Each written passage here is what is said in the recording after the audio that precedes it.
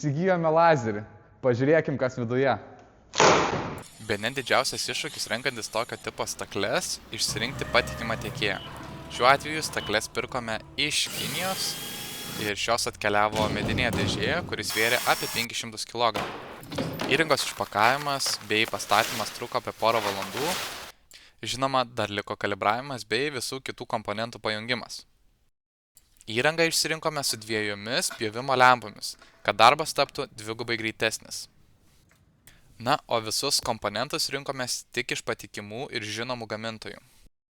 Galiausiai liko pajungti vėsinimo sistemą, kadangi dirbame nešildomose patalpose, naudojame aušinimo skystį, kuris neužšaltų prie minusinės temperatūros. Paskutinis komponentas buvo kompresorius, kuris užtikrina švarų pjovimą, tad įsigijome ir sujungėme šį.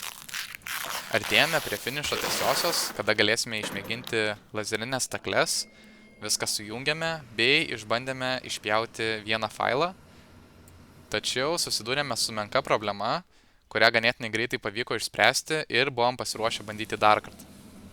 Na ir galiausiai turime pilnai veikiančias stakles, kuriomis esame be galo patenkinti.